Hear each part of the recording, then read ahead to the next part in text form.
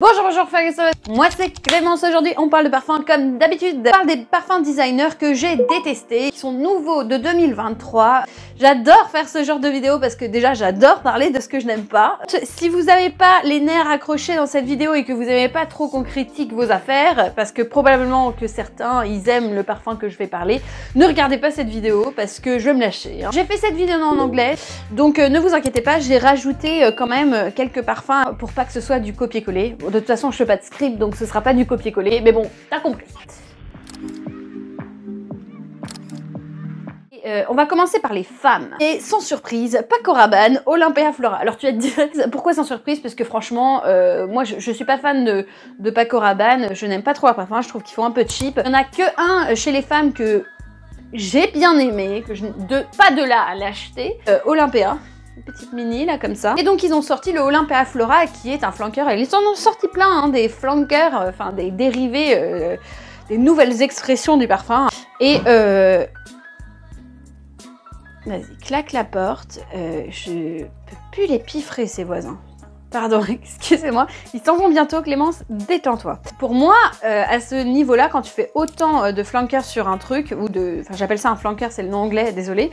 C'est pour moi un cash grab. Genre, tu veux rapporter de l'argent. Pour le coup, Olympia Flora, je vois pas l'intérêt, quoi. Par rapport aux autres, je vois pas l'intérêt. Des notes de cassis qui sont très à la mode en ce moment et tout le monde ne sait pas bien les utiliser, on va dire. En tout cas, moi, je trouve pas ça très réussi. Vous avez de la rose, des notes de cachemire. Alors, cachemire, moi, je vois pas... Enfin, quand tu sors du cachemire, moi, je pense à Gris Charnel, par exemple. C'est tout doux. Là, je trouve pas ça tout doux. Ça fait un peu adolescent. Et puis, le packaging, les grosses roses dessus, comme ça, pas terrible non plus, pas très classe. Donc, voilà. C'est non. On passe. 1320, près de Dinan. Le prochain, c'est Voce Viva Intensa by Valentino. Donc ça, c'est sorti un peu plus tôt l'année dernière, mais j'en avais pas parlé, donc j'en parle maintenant. Chez nous, un 100 ml, c'est 96 pounds. Donc chez vous, ça doit être plus de 100 balles, quoi. Donc je trouve ça extrêmement cher. Enfin, c'est plus cher qu'un Chanel. Non, c'est le même prix qu'à peu près hein, d'un Chanel. Valentino, je suis désolée, c'est juste un parfum aux fleurs blanches. Vous avez des notes un peu fraîches au début, mais c'est vraiment pas terrible, hein, ça casse pas trop pattes à un canard, quoi. Je vois pas le prix, où est-ce qu'il est passé. Facile d'accès, qui peut être sympa de tous les jours, ça me dérangerait pas de l'avoir, hein, ça me dérangerait pas, hein, tu vois, tu le portes de tous les jours, comme ça, quand tu sais pas trop quoi porter. Mais bon, on s'ennuie. Le prochain, c'est Q on va dire Q, de Dolce & Gabbana. Quelle bonne idée d'appeler son parfum Q comme Queen, comme ça nous, humbles français. Vous l'avez chez vous ou pas en France? Parce que je me demande comment... Tu peux pas présenter ça, c'est pas possible. Tu vas pas dire, vous avez senti le dernier Q? Non, vous l'avez ou pas chez vous? Parce que moi, c'est pas possible qu'il soit sur le marché français. C'est impossible. Le flacon est moche, comme il était moche pour K. King, c'est pas beau, enfin voilà, c'est pas classe. En fait, si tu veux, la couronne, moi ça me dérange pas, hein, j'ai des trucs avec des couronnes qui sont jolies, tu vois. Mais ce flacon, t'as un cabochon qui donne un truc quand même, c'est chargé quoi, et puis là tu tombes sur une bouteille qui est toute simple, il n'y a rien dessus. La façon dont ils ont collé, enfin c'est même pas collé en fait, c'est comme si c'était imprimé sur le flacon le nom du parfum, je trouve ça, mais ça fait tellement cheap quoi. Tu payes quand même cher hein, pour ce genre de truc, c'est un objet de luxe. Autant aller au supermarché, hein, t'acheter un parfum, c'est pareil. Hein.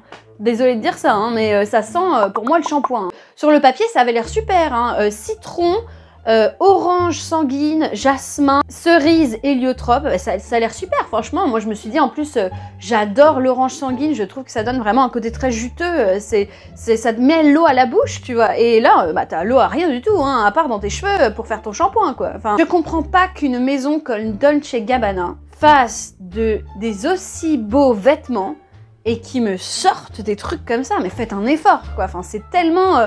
En fait, c'est vulgaire, voilà, c'est pas beau. Voilà, n'achetez pas ça, vous avez des parfums qui sont 100 fois mieux et au même prix, même moins cher, donc non, ça c'est bye bye, au revoir, erreur.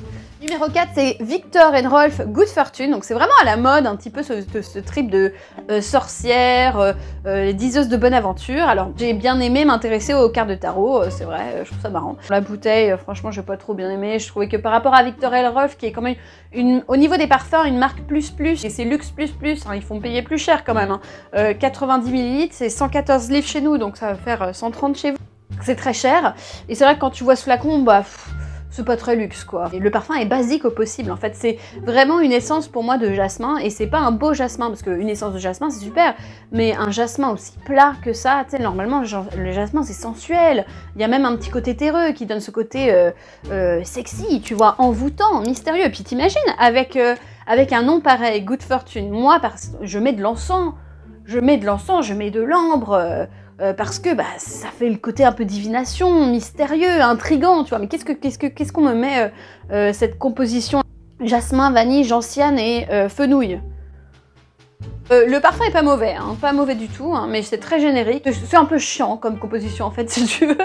Givenchy et c'est Rose Velvet Irrésistible. Moi, ça pas de surprise. Hein. Si vous allez chez Givenchy, autant prendre l'interdit rouge hein, ou la collection de l'interdit, c'est 100 fois mieux que Irrésistible. Irrésistible, c'est basique. Petite dame, romantique, voilà. T'as du cassis encore. On met encore du cassis. Et pourtant, moi, j'adore le cassis. Ça sent le shampoing, encore une fois. Hein, je suis désolée. Ça tient pas. Ça projette pas. Alors, c'est peut-être juste ma peau. Après, ça, c'est très... tout est subjectif ici. Mais en tout cas, moi, de mon expérience, niet. Blooming Pink by Paco Rabanne. Alors là, tiens, si on prenait ce flacon incroyable et qu'on le teignait en pink, en rose... Mais c'est super, tout le monde s'en fout. C'est Boss The Scent magnétique. Alors Boss pour femmes, je trouve que moi ça fait un petit peu parfum de bureau. Toute leur collection, ils font un peu parfum de bureau. Voilà. Boss The Scent, très bien. C'est un parfum qui est sympa. Magnétique, franchement non, flop. Autant que vous restiez sur le scent classique, c'est dommage d'ailleurs puisque la collection, le The Scent magnétique, ils l'ont fait du côté masculin et par contre là, il est très bien fait. Chez les hommes. Alors chez les hommes, c'est mieux que les parfums que je vais citer là pour les hommes.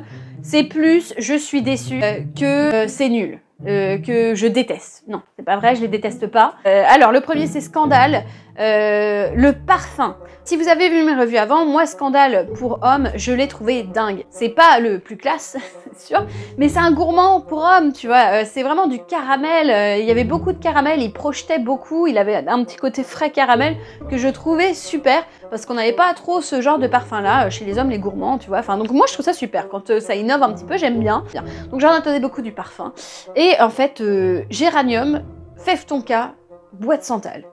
Mon caramel est passé à la trappe. La fève tonka, moi j'adore ça, hein, ça donne un petit côté vanillé, un peu brûlé, tu vois, mais boisé, noir, oui, alors oui, sur papier, c'est très bien pour intensifier un parfum de mettre une overdose de fève tonka, mais là, franchement, en fait, si tu veux, j'ai l'impression d'avoir senti ça ailleurs. Moi, ce qui m'intéressait chez Scandale, c'était le côté, justement, scandale, tu vois. Si j'avais fait la même chose, j'aurais pris le caramel, je l'aurais intensifié, j'aurais même mettre avec de la fève tonka, même mettre un peu d'encens, un petit peu un côté liquoreux au caramel, mais pourtant, il est très bien, hein, je l'ai senti, je l'aime beaucoup, hein, il est très sympa, hein, mais c'est vrai que dans la catégorie Scandale, j'aurais espéré avoir une continuité, et là je l'ai pas senti comme une continuité. Moi j'ai senti que ça se rassemblait beaucoup au Le Mal parfum, tu vois, ils avaient fait ça avec la fève tonka, qui est très bien d'ailleurs, j'aime beaucoup, mais enfin voilà quoi, enfin ça se ressemble, enfin je vois pas l'intérêt, donc dommage, moi je resterai sur le toilette, voilà. Le prochain c'est Yves Saint Laurent et c'est Why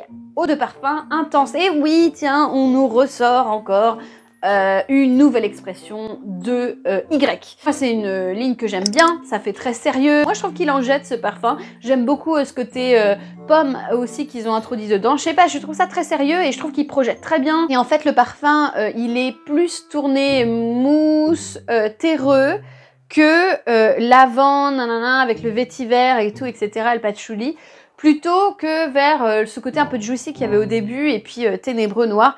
Moi, je trouve que c'est une version un peu moins sexy, je trouve que c'est plus mature. Il est fait par Dominique Ropion, il est très bien, mais c'est plus une... Voilà, t'as passé la quarantaine. Il ne projette pas autant que le Y Eau de Parfum. Moi, personnellement, je reste sur l'eau de parfum. J'ai l'impression que c'est quand même un parfum qui aurait été mieux s'il avait été lancé pas sous le couvert d'Y. C'est Hugo Jean. Alors, je sais pas si vous l'avez. Nous, on commence à l'avoir là en ligne. Enfin, je veux pas dire que je le déteste, encore une fois, parce que j'avais pas vraiment d'attente. Moi, Hugo Boss, qu'est-ce que je connais? Boss Bottled ou Boss... où est-ce qu'il est? Ben merde! Bah, on a 2 flacons et ils disparaissent. Bah, comment ça se fait que 2 flacons ils disparaissent comme ça? Ah non, il y en a un là. Mais c'est le vide.